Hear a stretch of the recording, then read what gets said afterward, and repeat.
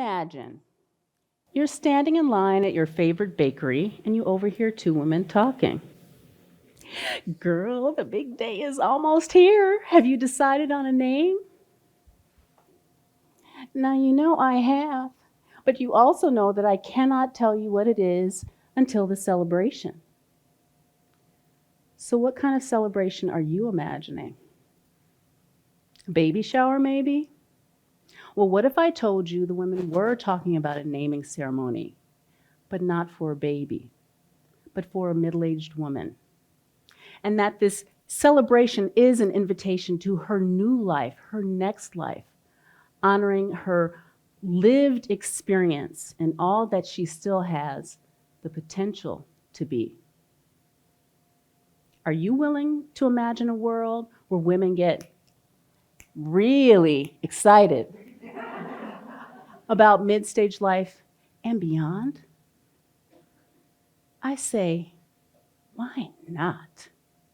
Allow me to share my case. Despite having done all the right things, a stellar education at Wellesley and Harvard, a great career in marketing, raising a beautiful family, I still felt accomplished, but empty. It finally dawned on me, that I couldn't solve the dis-ease by focusing more, optimizing more, doing more, or compromising more. So I started to subtract things. In my 40s, I left my boards and I quit my cushy corporate job to be more present for the family. I started working with executives and entrepreneurs to bring their true selves to work. And for a while, I felt more embodied,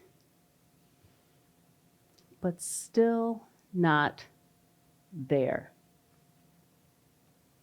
So after 23 years, I subtracted myself from my marriage. And that was devastating and alienating and painful, and to some a surprise.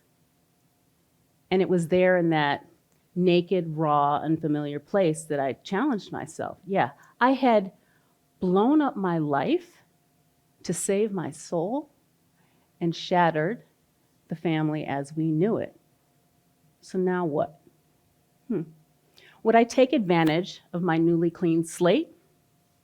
Well, after some years of recovery, in my 50s, with a kernel of a business idea, I asked myself, will you go for it or seek the supposed security of another corporate job? Well, I went for it. I pulled my own chair up to the table. Here was my thinking.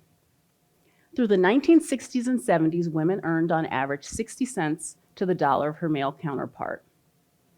In the 90s, it was 77 cents to the dollar. But in 2021, it was 80 cents. Yeah, that is 3 cents in almost 30 years. Like, listen, this does not have to continue to be our course. For decades, we've known that there's a correlation between confidence and success. Recent studies have shown that a woman's confidence reaches parity with her male counterparts by her mid-40s, but surpasses them in her 60s.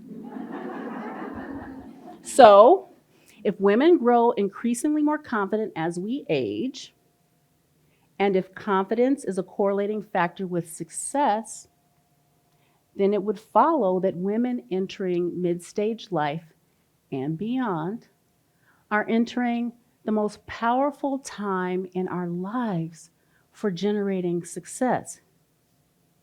Hold up, wait a minute, what did I say? I said mid-stage life has the potential to be the most powerful time in our lives, if you claim it. I call this stage our second wind, and everybody has access to a second wind. Your second wind invites you to lean into what I call your radical intersection. Your radical intersection is a nexus, that intersection of all the things that make you, you. Like your dreams and aspirations, your curiosities and quirks, your strengths, your lived experience, and those things that you thought didn't fit. I built my business at my radical intersection, that nexus, the intersection of all the things that make me, me, like design and beauty, fashion and design, entrepreneurship and women's empowerment, minimalism, sustainability, and a commitment to the planet. I designed a 6-piece sustainable travel wardrobe that makes 30 outfits.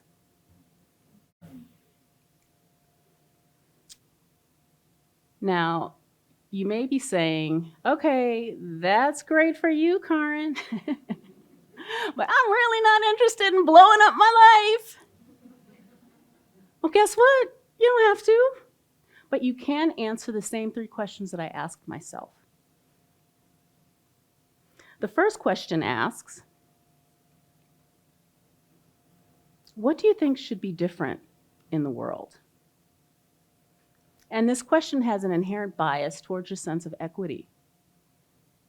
And it will lead you to a mission, should you choose to accept it. For me, I feel that women should be able to explore the world and themselves in it without prejudice or limitation.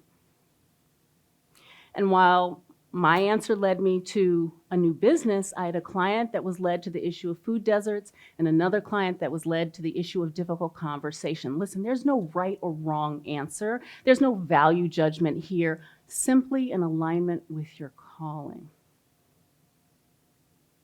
The second question asks,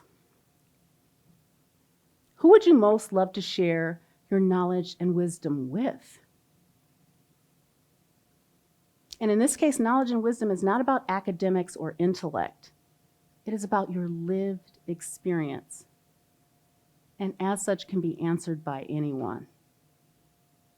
For me, my choice is to work with mid-stage women who are ready to harness the magic at this time in their lives.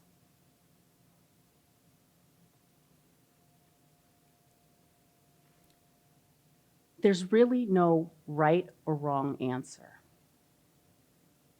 right? You have to be willing to look at what's true for you.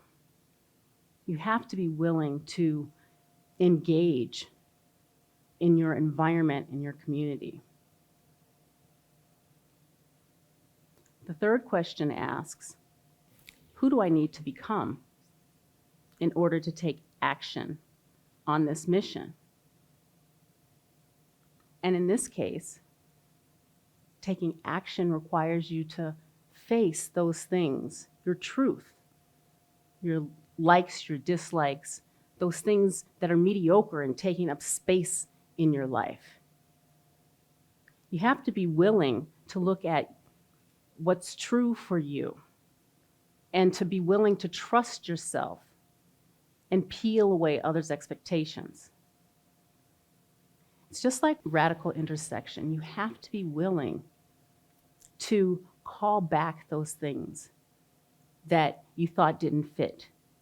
You have to be willing to believe that what you hold for and about yourself is both valid and valuable. Listen, the beautiful, powerful, amazing, fully embodied version of you is there for you